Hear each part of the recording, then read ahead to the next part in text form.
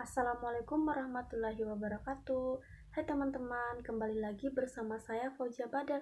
Kali ini kita akan membahas tentang sistem ekskresi pada manusia.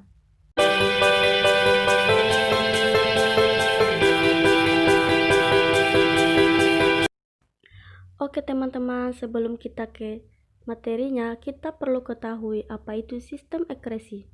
Sistem ekskresi adalah proses pengeluaran zat sisa metabolisme yang tidak diperlukan oleh tubuh.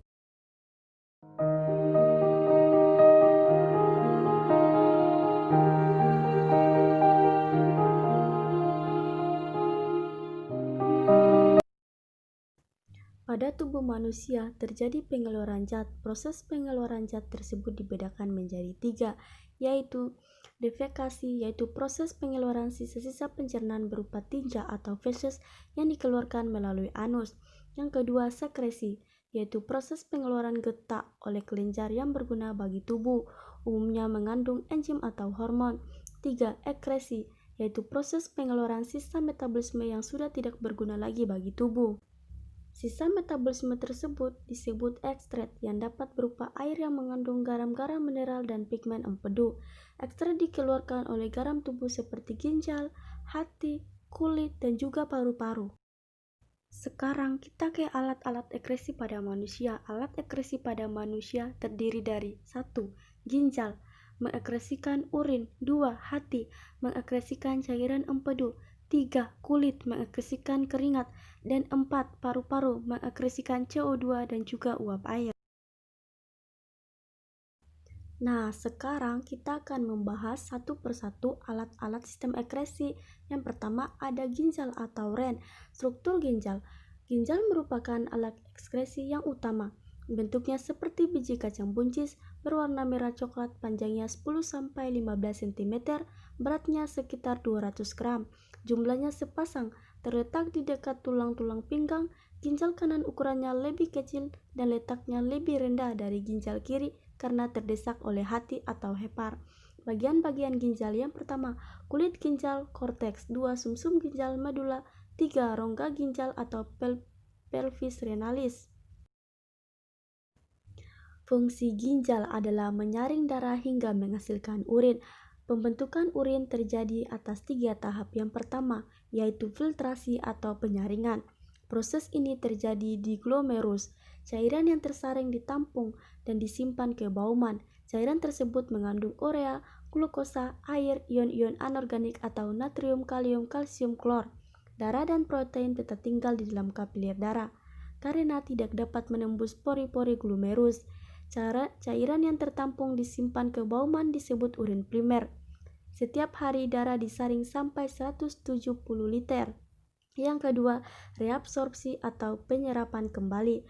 Proses ini terjadi di tubulus contortus proximal. Di sini terjadi penyerapan kembali zat-zat yang masih diperlukan tubuh seperti glukosa, air, asam amino, dan ion-ion anorganik. Sedangkan urea hanya sedikit diserap kembali. Cairan yang dihasilkan dari proses reabsorpsi disebut urin sekunder. Sekarang fungsi ginjal yang ketiga yaitu augmentasi atau pengumpulan. Proses ini terjadi di tubulus contortus distal dan di saluran pengumpul.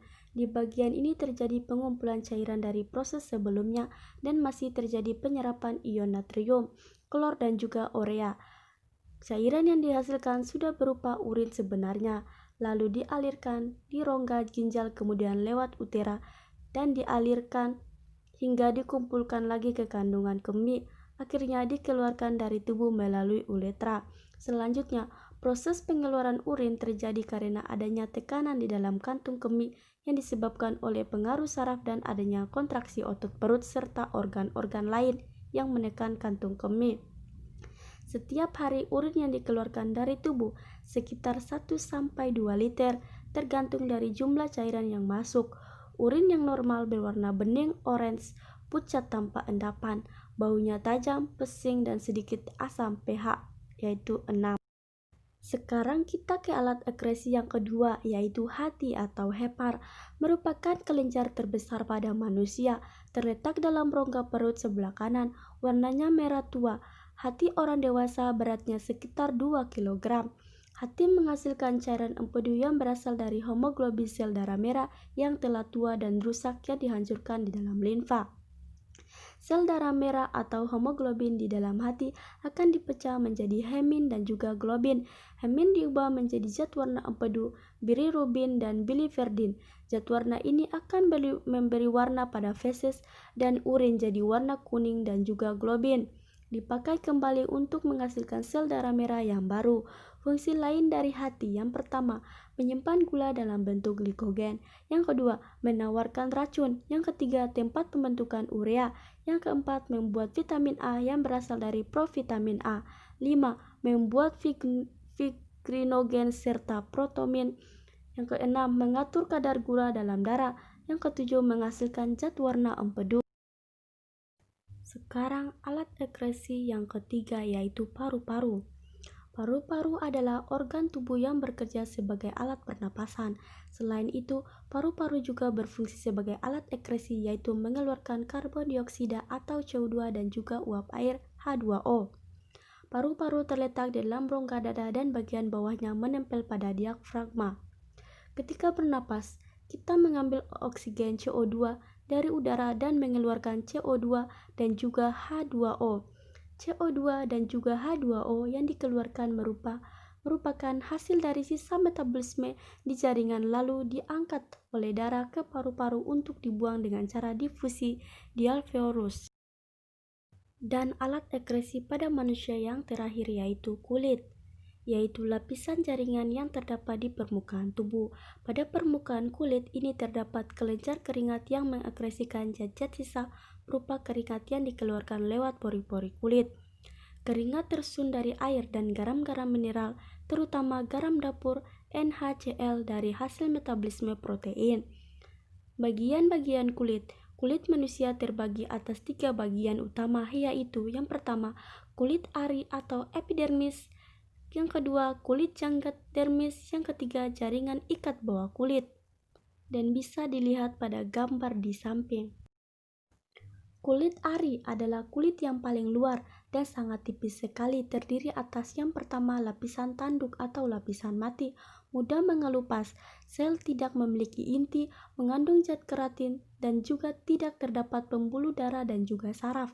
Yang kedua, lapisan Malpighi. Kulit ari berada di bawah lapisan kulit tanduk atau sel hidup yang selalu membelah diri. Terdapat pembuluh kapiler, mengandung pigmen keratin dan juga melanin. Yang kedua, kulit janggut merupakan lapisan kedua dari kulit. Pada lapisan ini terdapat pembuluh kapiler, kelenjar keringat, kelenjar minyak, kantong rambut, kumpulan saraf rasa nyeri, rasa panas, rasa dingin, dan saraf sentuhan. Yang ketiga, jaringan ikat bawah kulit berada di bawah dermis. Pada lapisan ini banyak terdapat lemak, berfungsi untuk melindungi tubuh terhadap benturan, menahan panas tubuh, dan sebagai sumber energi cadangan.